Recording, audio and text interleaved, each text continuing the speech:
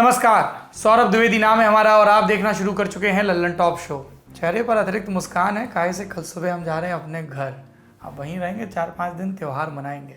तो सबसे पहले तो आपको धनतेरस, छोटी दिवाली, बड़ी दिवाली, गोवर्धन पूजा, भैया दूज सबकी शुभकामनाएं। धनतेरस का दिन है आज। आप नई खरीद की खुशी है और राजनीतिक पार्टियां वो मना रही हैं उपचुनाव में जीत का उत्सव। कोरोना महामारी के चलते कई उपचुनाव लंबित थे, जिसके लिए 30 अक्टूबर को वोटिंग हुई थी। आज दिन की बड़ी खबर में हम बताएंगे कि ये जो देश भर में उपचुनाव के नतीजे आए उनके मायने क्या हैं। जो जीता उसकी वजह और जो हारा उसकी गलती।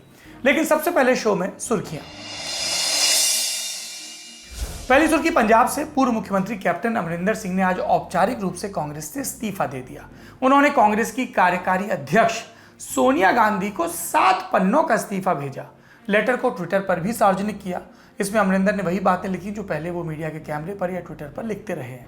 ये कि मेरे विरोध के बावजूद सिद्धू को चुना गया, जो पाकिस्तान की एजेंसियों का मददगार है। आगे उन्होंने सोनिया गांधी को लिखा कि आपके और आपके बच्चों के बर्ताव से मैं आहत हुआ हूँ। इसी तरह अमरिंदर सिंह का सफर कांग्रेस के साथ खत्म हो गया। यहाँ पर अमरिंदर सिंह 1980 में पहली बार पटियाला सीट से कांग्रेस के टिकट पर सांसद बने थे। इस्तीफे के साथ ही अमरिंदर ने नई पार्टी का भी ऐलान किया। पार्टी का नाम दिया पंजाब लोक कांग्रेस।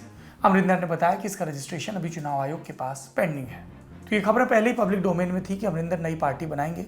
अब देखना यह है कि वो कांग्रेस के कितने नेताओं को अपने साथ ले जा पाते हैं या चुनाव में किसके साथ गठबंधन करते हैं। दूसरी सुर्खी पंजाब के बाद महाराष्ट्र से। महाराष्ट्र के पूर्व गृह मंत्री और एनसीपी के नेता अनिल देशमुख को ईडी ने गिरफ्तार कर लिया। 1 नवंबर को ईडी ने देशमुख को पूछताछ के लिए बुलाया था।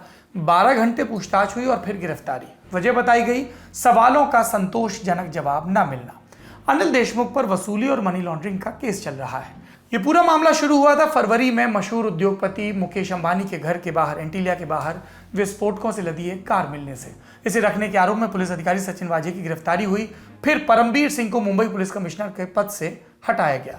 परमबीर सिंह ने उसके बाद पुरानी चिट्ठी लीक की, जिसमें उन्होंने सीएम उद्धव ठाकरे को लिखा था। इसमें आरोप था कि अनिल देशमुख ने, जो गृह मंत्री थे, पुलिस को मुंबई के बार और रेस्टोरेंट से वसूली कर हर महीने 100 करोड़ रुपए उन्हें देने का टारगेट दिया था। इस मामले की सीबीआई जांच शुरू हुई और फिर मामला मनी लॉन्ड्रिंग का निकला तो ईडी ने भी केस दर्ज कर जांच शुरू की। इसी मामले में ईडी ने पूर्व गृह मंत्री को गिरफ्तार किया है और कोर्ट ने अब 6 दिन की रिमांड दी है। इस मामले में मुंबई के पूर्व कमिश्नर परमबीर सिंह अभी भी फरार हैं। अगली सुर्खी दिल्ली से सटे हरियाणा के गुरुग्राम से। गुरुग्राम में पिछले कई दिनों से सड़क पर नमाज पढ़ने को लेकर झगड़ा चल रहा है। कई हिंदू संगठन मांग कर रहे हैं कि इसकी इजाजत नहीं दी जाए। तनाव के बीच जिला प्रशासन नमाज पढ़ने के लिए 37 जगह चिन्हित कर चुका था, लेकिन अब 7 जगहों की परमिशन वापस ले ली गई। इससे पहले हिंदू संगठनों ने प्रशासन को चेतावनी दी थी कि अगर सड़क पर नमाज पढ़ने पर बैन नहीं किया गया तो कानून व्यवस्था बिगड़ने की जिम्मेदारी प्रशासन की होगी। पूरा मामला अभी भी तनावपूर्ण बना हुआ है। अब चलते हैं दिन की बड़ी खबर की तरफ। कोरोना महामारी के चलते लंबे समय से देश के अलग अलग हिस्सों में विधानसभा और लोकसभा सीटों पर उपचुनाव लंबित थे। महामारी में हमने अपने कई जनप्रतिनिधियों को खो भी दिया। बीमारी का प्रकोप ऐसा कि चुनाव का माहौल था और नतीजों से पहले कुछ एक दफा प्रत्याशियों का निधन हो रहा था। इस तरह कई सीटें खाली हुई, पर सारा दोष महामारी का ही नहीं था। कुछ जगह जीते हुए प्रत्याशियों ने ज्यादा मलाईदार मौके के लिए विधायकी छोड़ी, तो कुछ जगह हुआ दल बदल और इस तरह देश भर में 3 लोकसभा सीटें और 29 विधानसभा सीटें खाली हो गईं। इसके नतीजे राजनीति के लिहाज से हो सकता है कि कुछ राज्यों में बहुत ज्यादा अंतर पैदा करने वाले ना हो, कुछ राज्यों में सत्तारूढ़ दलों के लिए अलार्मिंग हो, पर इनसे यह तो पता चलता है कि देश के किस हिस्से में कौन सी पार्टी की सेहत कैसी है, कौन अंगद की तरह जमा है और कौन खस्ता हालत से जूझ रहा है। इन चुनावों के लिए 30 अक्टूबर को वोटिंग हुई और आज इनके नतीजे आए। आइए क्रमवार नतीजे जानते हैं और उनके पीछे की राजनीति समझते हैं। शुरुआत करेंगे दादरा और नगर हवेली की लोकसभा से। इस सीट से मोहन देलकर सांसद होते थे। उन्होंने अपने करियर में 22 साल तक सांसद रहने का रिकॉर्ड बनाया। इस दौरान वो कांग्रेसी भी रहे और भाजपाई भी रहे और कुछ वक्त के लिए निर्दलीय भी, और बाद में अपनी अलग पार्टी भी बनाई। 22 फरवरी 2021 को देलकर ने मुंबई के एक होटल में आत्महत्या कर ली थी। अपने सुसाइड नोट में आरोप लगाया था कि दादरा और नगर हवेली के तत्कालीन एडमिनिस्ट्रेटर और गुजरात कैबिनेट में मंत्री रहे प्रफुल्ल खोड़ा पटेल समेत 9 लोग उन्हें प्रताड़ित कर रहे हैं। अक्टूबर में देलकर की पत्नी कलाबेन देलकर शिवसेना में शामिल हो गई। पार्टी ने उन्हें उपचुनाव में उम्मीदवार भी बनाया। भाजपा ने इस सीट से महेश भाई गावित को टिकट दिया। इस उपचुनाव में एक और दिलचस्प चीज हुई। मुंबई में साथ साथ सरकार चला रही शिवसेना और कांग्रेस ने मुंबई के ठीक बगल में पड़ने वाले दादर नगर हवेली में गठबंधन नहीं किया। यहां कांग्रेस ने महेश भाई धोड़ी को टिकट दिया। नतीजे आए तो कलाबेन दलेकर 50,000 की लीड से जीत गई। भाजपा के कैंडिडेट महेश भाई गावित दूसरे नंबर पर रहे और कांग्रेस प्रत्याशी की गिनती 6,000 के कुछ ऊपर जाकर रुक गई। दलेकर लंबे समय से सांसद थे, उनकी अकाल मृत्यु हुई। इस लिहाज से कलाबेन दलेकर का जीतना लगभग लाजमी सा था, जिसे हम कहते हैं ना सांत्वना लहर। लेकिन शिवसेना के लिए यह जीत कुछ मायने रखती है। मुंबई से बाहर, महाराष्ट्र से बाहर शिवसेना की जड़ें कभी गहरी नहीं रही। महाराष्ट्र में भी कुछ इलाकों में जैसे विदर्भ में उसकी उपस्थिति ना के बराबर है। लेकिन कलाबेन की जीत के साथ शिवसेना पहली बार महाराष्ट्र से बाहर अपना सांसद जिता पाई है। रिमोट कंट्रोल की जगह पहली बार ड्राइविंग सीट पर आई शिवसेना के लिए इस जीत का प्रतीकात्मक महत्व ज्यादा है। लेकिन यह कहना कि पार्टी महाराष्ट्र के बाहर पैर पसार रही है जल्दबाजी होगा, क्योंकि उसके लिए आत्मविश्वास और चतुरता के साथ और भी बहुत रणनीतियां चाहिए। अब बात करेंगे पश्चिम बंगाल की, जहां पर विधानसभा के उपचुनाव हुए। 4 विधानसभा सीटों पर उपचुनाव हुए, दिनहाटा, शांतिपुर, खारदा और गोसाबा। दर्शक जानते हैं कि इस साल मार्च और अप्रैल के महीने में पश्चिम बंगाल में 8 चरणों में विधानसभा के चुनाव हुए थे, जिसमें ममता बनर्जी की तृणमूल कांग्रेस फिर से जीत गई थी। इसे देखते हुए दिनहाटा और शांतिपुर से जीते भाजपा प्रत्याशियों ने, विधायकों ने निशीथ प्रामाणिक और जगन्नाथ सरकार ने विधानसभा में शपथ नहीं ली, क्योंकि इन दोनों के पास पहले से ही लोकसभा की सदस्यता थी। ये लोकसभा मेंबर थे और विधानसभा भी लड़े थे। फिर सूबे में चुनाव कोरोना काल में हुआ था। खारदा सीट पर तृणमूल कांग्रेस की काजल सिन्हा संक्रमण की चपेट में आए और नतीजे आने से पहले ही उनका देहांत हो गया था। नतीजे आए तो सिन्हा ही जीते थे, इसलिए खारदा में भी उपचुनाव की जरूरत पड़ी। और फिर जून के महीने में गोसाबा के तृणमूल विधायक जयंत नास्कर की मौत भी कोरोना के चलती हो गई। आज आए नतीजों में इन चारों सीटों से तृणमूल कांग्रेस के प्रत्याशी जीत गए। इनके नाम है दिनहाटा से उदयन गुहा, शांतिपुर से बृजकिशोर गोस्वामी, खारदा से शोभन देव चट्टोपाध्याय और गोसाबा से सुब्रत मोंडल। तृणमूल कांग्रेस दिनहाटा और शांतिपुर की जीत से बहुत खुश होगी, पर हम जानते हैं कि एक भारी जीत के लगभग तुरंत बाद हुए उपचुनाव में सरकार चला रही पार्टी की जीत की संभावना भी ज्यादा होती है। वही हम पश्चिम बंगाल में भी होता देख रहे हैं। फिर खारदा और गोसाबा में सिंपैथी फैक्टर ने भी काम किया। ये बात भी है कि जीता हुआ प्रत्याशी जब सांसदी बचाने के लिए इस्तीफा देता है तो वोटर्स के बीच मैसेज भी खराब जाता है। दिनहाटा और शांतिपुर में भी यही बात लागू हुई। तृणमूल कांग्रेस के प्रत्याशी 60,000 से लेकर 1,60,000 तक की लीड से जीते हैं। विधानसभा के अंदर इस बात से फर्क नहीं पड़ता। ये लीड और ये नतीजे बस इस तरफ इशारा करते हैं कि पश्चिम बंगाल में राजनीति और तंत्र दोनों पर ममता बनर्जी और उनकी पार्टी का फिलहाल कितना नियंत्रण है। जब मोमेंटम नहीं होता तब भाजपा जैसी साधन संपन्न पार्टी भी अपनी सीटें नहीं बचा पाती। बंगाल से अब चलेंगे उत्तर की तरफ, हिमाचल प्रदेश, जहां विधानसभा और लोकसभा के चुनाव हुए। 3 विधानसभा सीटें और 1 लोकसभा की सीट जिस पर उपचुनाव, और चारों सीटों पर कांग्रेस को जीत मिली। पहले बात लोकसभा की। मंडी लोकसभा सीट पर कांग्रेस की प्रत्याशी और पूर्व सांसद प्रतिभा सिंह ने भारतीय जनता पार्टी के प्रत्याशी ब्रिगेडियर खुशहाल ठाकुर को हराया। प्रतिभा पहले भी 2 बार मंडी संसदीय क्षेत्र से चुनी जा चुकी हैं। प्रतिभा प्रदेश के पूर्व मुख्यमंत्री वीरभद्र सिंह की पत्नी है, जिनकी मृत्यु जुलाई 2021 में हुई थी। इस चुनाव से पहले मंडी लोकसभा सीट भाजपा के पास थी। सांसद थे राम स्वरूप शर्मा। उनकी संदिग्ध परिस्थितियों में मौत के बाद ये सीट खाली हुई थी। गौरतलब है कि प्रदेश के मुख्यमंत्री और भाजपा नेता जयराम ठाकुर इसी मंडी लोकसभा सीट से आते हैं और भाजपा ने यही सीट 2 साल पहले 4 लाख के बड़े अंतर से जीती थी।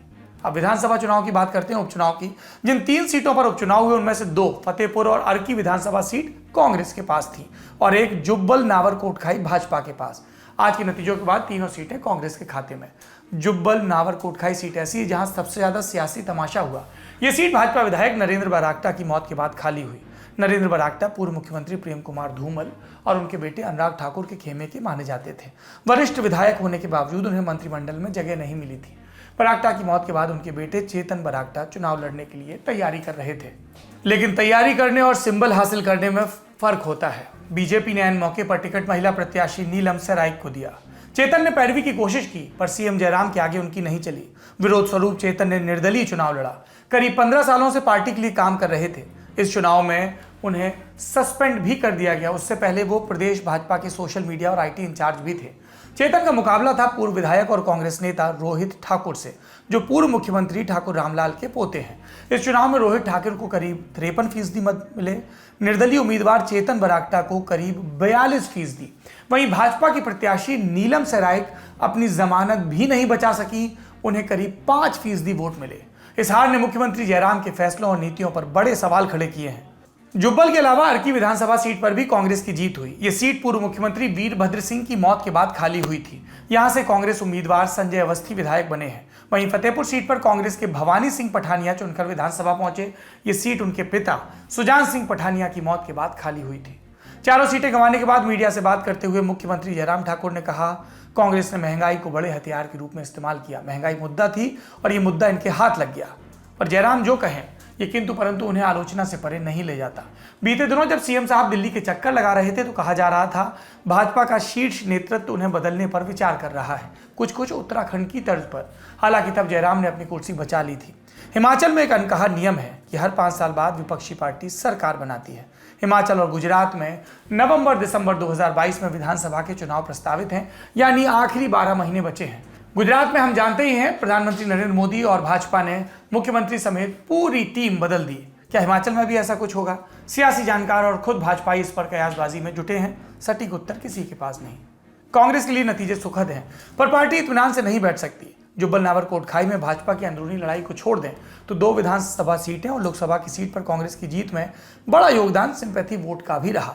अर्की और मंडी सीट पर वीरभद्र की वजह से और फतेहपुर में सुजान सिंह पठानिया की वजह से। प्रदेश कांग्रेस में आज भी 3 धड़े हैं। पहला वीरभद्र का सर्वमान्य नेतृत्व होता था, पर अब वो नहीं है। इस जीत के बाद प्रदेश के कई वरिष्ठ कांग्रेसी खुद में सीएम देख रहे होंगे। अच्छा है, देखना चाहिए, पर पहले अंदरूनी कलह से निपट लें। ऐसा ना हो कि पड़ोसी राज्य पंजाब जैसे हाल हो जाए, जहां पार्टी प्रधान और सरकार नदी के 2 किनारे बने बैठे हैं। अब चलते हैं फिर से पूर्वोत्तर की तरफ। मेघालय, यहां पर विधानसभा की 3 सीटों पर उपचुनाव हुए। मोरिनकेंग, मोफलांग और राजाबाला। मोरिनकेंग और राजाबाला में मुख्यमंत्री कोनराड संगमा की नेशनल पीपल्स पार्टी यानी एनपीपी के प्रत्याशी जीते, पिनियत सिंह सीएम और मोहम्मद अब्दुस सालेह। मोफलांग से यूनाइटेड डेमोक्रेटिक पार्टी के यूजी नसन लिंगदो जीते। एनपीपी और यूडीपी मेघालय में सत्ताधारी गठबंधन का हिस्सा है। भाजपा भी इसका हिस्सा है। भाजपा का जिक्र हमने क्यों किया, अभी आपको थोड़ी देर में समझ आ जाएगा। दरअसल मोरिनकेंग और राजाबाला सीटें कांग्रेस विधायकों के देहांत के चलते खाली हुई थी। इन दोनों ही सीटों पर पार्टी अपने प्रत्याशी नहीं जिता पाई, जबकि अमूमन ऐसे केसेस में वोटर्स की सहानुभूति पार्टी कैंडिडेट को मिल जाती है। मोफलांग सीट एक निर्दलीय विधायक के देहांत से खाली हुई थी। इन तीनों ही सीटों पर कांग्रेस दूसरे नंबर पर रही। पूर्वोत्तर की राजनीति हिंदी पट्टी से बहुत अलग है। कांग्रेस का पाला अब तक पूर्वोत्तर में अपने कद की किसी पार्टी से पड़ा नहीं था, लेकिन मोदी शाह युग में पूर्वोत्तर को सरकार और पार्टी दोनों से बहुत अटेंशन मिला। नॉर्थ ईस्ट डेमोक्रेटिक अलायंस के बैनर तले भाजपा पूरे पूर्वोत्तर में सत्ताधारी गठबंधनों का हिस्सा है। जैसे जैसे कांग्रेस मेघालय जैसे राज्यों में अपनी जमीन खो रही है, भाजपा के लिए मौके पैदा हो रहे हैं। राष्ट्रीय राजनीति के संदर्भ में नतीजों को ऐसे ही पढ़ा जाएगा कि कोनराड संगमा का गठबंधन 3 सीटें जीत गया, वो गठबंधन जिसका हिस्सा भाजपा है। अब पूर्वोत्तर में ही असम की भी बात कर लेते हैं। 5 विधानसभा सीटों पर उपचुनाव हुए। 3 पर भारतीय जनता पार्टी के प्रत्याशी जीते और 2 पर हेमंत बिस्व शर्मा सरकार में शामिल यूनाइटेड पीपल्स पार्टी लिबरल के प्रत्याशी, यानी 5 पर एनडीए।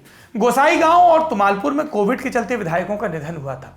इस साल मार्च में हुए विधानसभा चुनाव के बाद थोबरा और मनियानी से जीते कांग्रेस विधायक यानी सुशांत बुरगोहाइन और रूप ज्योति कुर्मी भाजपा में आ गई। हो गई 4 सीटें। भवानीपुर से बदरुद्दीन अजमल की पार्टी एआईयूडीएफ के विधायक फणीधर तालुकदार, उन्होंने भी यही किया। तो 2 कांग्रेसियों ने पाला बदला और 1 अजमल की पार्टी वाले ने।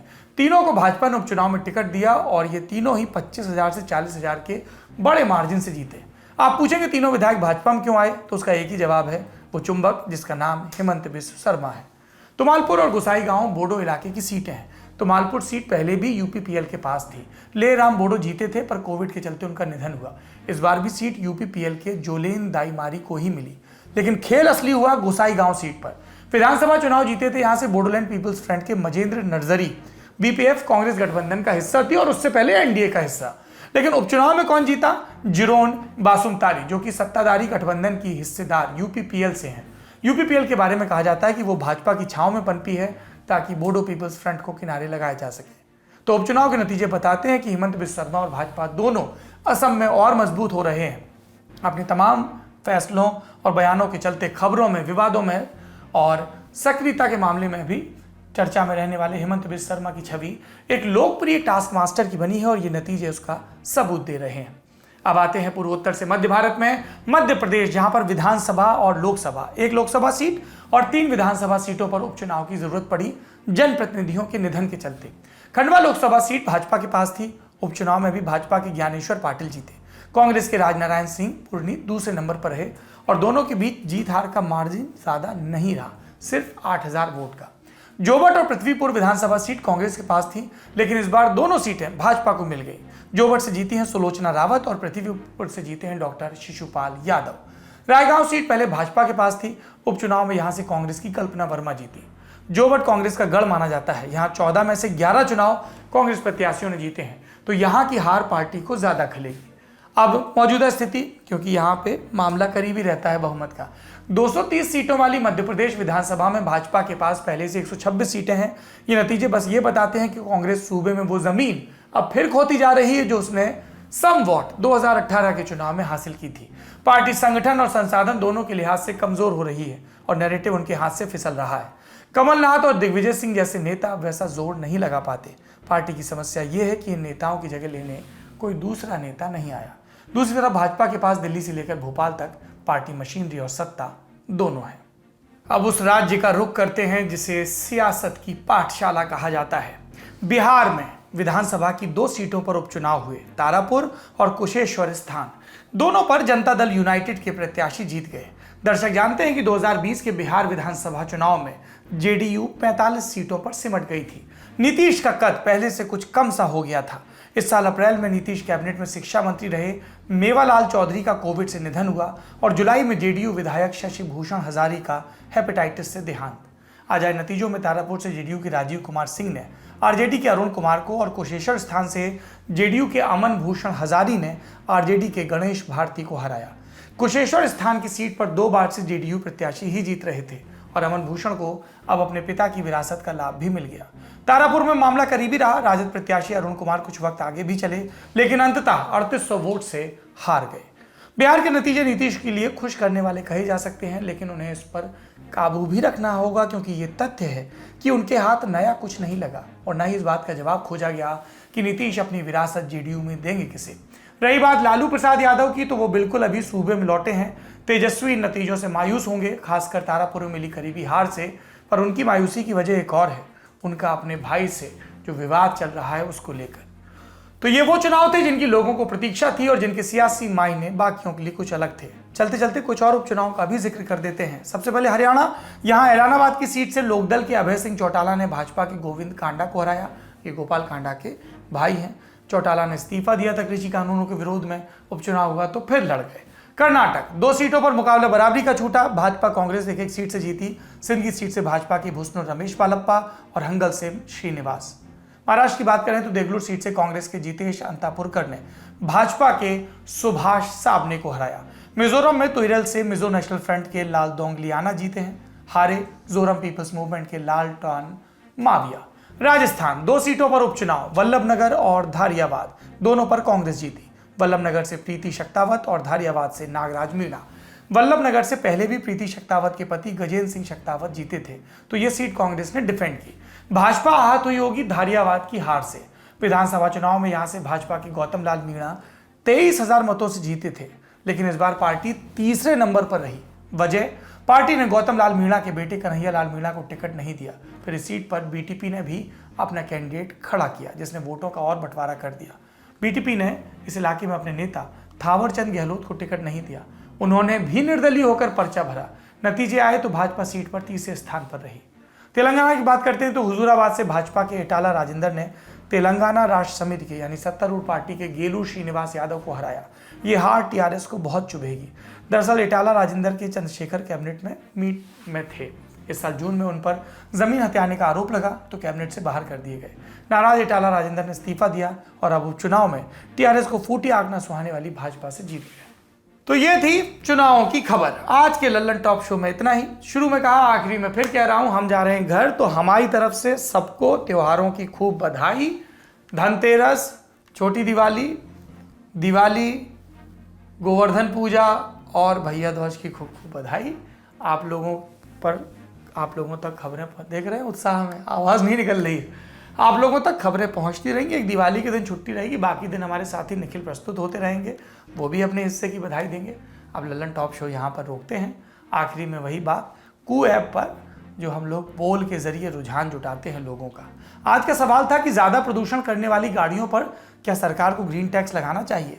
हाँ कहने वाले 89% और नहीं कहने वाले बचे 11%। अगर आप भी कूपर हमारे पोल का हिस्सा बनना चाहते हैं तो वहाँ पे ललन टॉप को फॉलो करें। हम शो में नतीजे दिखाएंगे, अलग अलग मुद्दों पर राय भी दे सकते हैं।